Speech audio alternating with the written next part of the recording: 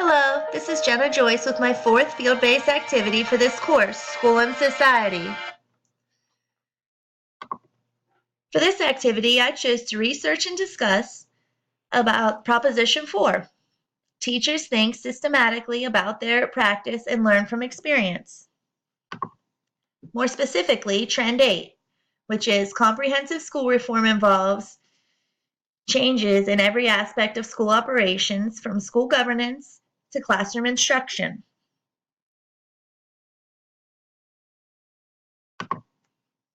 I will describe the future school, particularly in ways to work collaboratively with parents to engage them productively in the work of the school. What does a future school look like to you? Do you see a teacher standing in front of the classroom lecturing while writing notes on the board? Probably not. The traditional classroom is a thing of the past. I envision the classroom involving the use of technology, hands-on learning, and the teacher playing the role as a facilitator or a guide to learning. Here are some of the changes that are already become commonplace in the classroom. Online posting of grades and assignments, group projects completed through collaborative software, assignments completed online and uploaded through classroom portals, students using cloud storage instead of flash drives or paper to store their work, teachers, parents, students, and administration communicating via social media platforms designed specifically for education. I am going to discuss my findings on this topic, share my discussion with my field educator, and as well as share my 3 goals that I have set for myself. According to Ethan Dunwin, the layout of the classroom will change immensely. Forget about neat rows of chairs and desks with the students focused intently on the teacher delivering a lecture. That's already falling out of favor today. Seating arrangements will be flexible so that they are appropriate for the tasks the students are working on, and there will be more focus on the comfort of students. Here are some things that will become more commonplace in the classroom of the future. There will be standing desks for students that have difficulty focusing, accommodations for students who need more movement, private workstations for individual tasks, and collaborative workspaces for group projects. Interactive projectors and other technology will replace interactive whiteboards, and students will be given more choice on how and where to sit. Moving walls will also make spaces more adaptable. Another way that classrooms will change is through virtual and augmented reality. This will come in handy for schools that cannot afford field trips because of funding or because of their location. So imagine this, a student can open a book and it appears with a picture of the earth on it. But when they put on special glasses, it turns into a 3D image that pops out at them. Now, instead of seeing a simple flat image, they can see various landforms and look at cross sections of the planet to see the layers going down to the Earth's core. Or they can walk through an art gallery and scan the code next to a picture using a special app with their cell phone. And they'll be able to watch a video of the artist speaking about their work. There are so many possibilities because of technology known as augmented reality. There are apps and other educational devices that create an augmented learning experience. This helps students that don't have access to these things in real life. It will make them seem like they are really there. Also, another way is that flexible assignments to accommodate all learning styles. So instead of just turning in one standard research paper, which is a thing of the past, the students will be able to, given the choice on how they want to turn in their proof of learning. They can record a video, create an elaborative timeline, give a presentation, or they could put together a traditional research paper. Because the one size fits all on assignments doesn't take into consideration all learning styles. So the way of the future is to have flexible assignments. Another way is that MOOCs will impact secondary education. I'm sure we've all heard this before. You need to stay in school and get good grades. You need to get your diploma. If you don't do these things, you can't get into college. If you don't get into college, you won't be able to get a degree and you won't be able to get a good job. It seems logical, but it's not that true anymore. There is not that much of a value placed on diplomas and degrees, four-year degrees. There are other ways that students can gain that information. They can sign up for free classes that are taught by professors at prestigious universities, and they are created and distributed using MOOCs, or Massive Open Online Courses. In the time that it takes a high school student who is particularly motivated, by the time it takes a student to finish high school, a student that is particularly motivated could have mastered multiple technologies, learned as much about history, business, mathematics, science, economy, and etc. as a college graduate. And they will also earn industry recognized certificates. Technology will certainly be a major factor in how education in the future differs from education today. However, it's not the only influence. Successful educators will realize that they need to rethink the entire model of education and redesign it so it is more student-centered. This means adopting new technologies, but it also means giving up archaic attitudes about what constitutes educational success and recognizing that educational competition is a reality. So mindset is very important. As teachers, we all know that a child's education is greatly enhanced by parent involvement. Building a collaborative parent-teacher relationship is paramount. But in order to foster success, it's just as important to ensure that both ends understand each other's perspectives.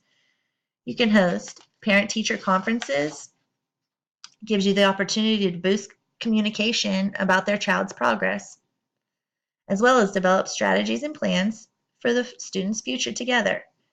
When everyone's on the same page, the student wins. You can host an open house, which is another great way for parents to get an inside look of what their child is doing all day long. It's also a good time to recruit parent volunteers. By recruiting parent volunteers, you can encourage parents to join in on the fun by providing them with opportunities to come into the classroom and give them specific responsibilities that will take a load off of your plate. And it is important to keep parents informed.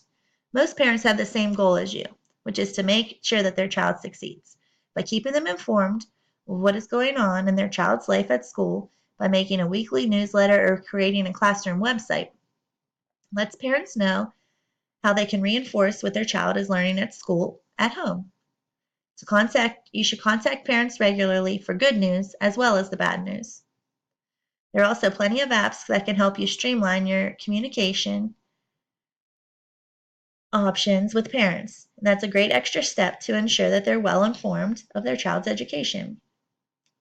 The key to successful parent-teacher collaboration is becoming a team. This collaboration is the most powerful tool in helping a child be successful at school.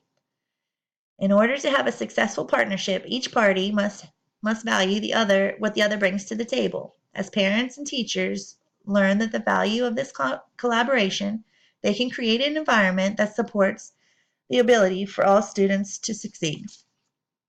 When I was discussing this with my field educator, Amber Scott, I asked her what her perfect future school would look like. And she stated that she thought smart boards in all classrooms. And she also stressed the importance of having a network that can support all of the high frequency of online activity going on, because we do have problems at our school where the internet goes out from time to time, which puts a hindrance on all of the kids learning. So she said a supported network is very important. She pictured learning stations with hands-on sensory learning that can meet all learning styles. And when I asked her in particularly how parents can be collaborative with the teacher in order to benefit their kids at school, she said that she would like to see every kid have an iPad or a Chromebook that goes back and forth to school with the kids. Because we obviously know that children learn better through technology, and that would give them an opportunity to work on assignments at home. She said there's apps where you can limit the use of the technology and just keep them on whatever website you want them to work on, such as homework or anything that you need to reteach and they need extra practice on at home. She stressed the importance of communication books to keep the parents updated daily, and they can also do the same with you. She pointed out that even a Facebook page just for your classroom, which could be updated on what's going on in the classroom. It's a quick way to tell all parents if you need to give them an update instead of writing it in all of their books, you can just make a quick post and they would all get it. And one thing that we did discuss is that our Help Me Grow from 0 to 3, there is a lot of support and resources for parents to ask questions and to get help if they need it. And we feel that that kind of fizzes out as the students reach preschool and then go through our school. So we would like to see in the future more trainings for parents throughout their child's life to deal with the different stages that their child is going through. We think that it's important to maybe they might need some incentive when parents go to a support group. We can provide childcare or dinner or even some activities that they can do with their children at home. So she did stress that parents' involvement is very important, but we also need, as educators, need to be able to support them a little more if they have any questions or concerns. So with the technology, we can stay in contact with them, but we also need to provide them with information of things that they can do on their own. So after all of this research and discussion, the goals for my classroom is that I wanted to host a literacy or math night.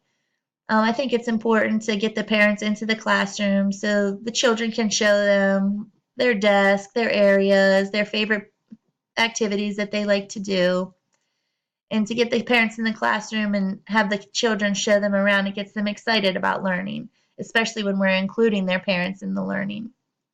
So I would like to do that once or twice a year to start out with, just to see how it goes, to see if I have any participation, and then we can build from there. I would also like to create a classroom website or a Facebook page to update parents. I'm a little familiar with the Remind Me app, but I think it would be nice to have a website or Facebook page to include pictures and have a little more detail of what their children are doing throughout the day. I do use daily communication books, but I think pictures and seeing their children work with other children would be nice to for our parents to see, especially because I work at a school with children with special needs. And I would also like to incorporate more technology into my lessons. I really liked reading about the virtual reality and augmented reality um, section, and I think that that would be nice when I'm learning about topics to take virtual field trips. I think that would really work out well. So that's all for now. Thank you for listening, and I will talk to you soon.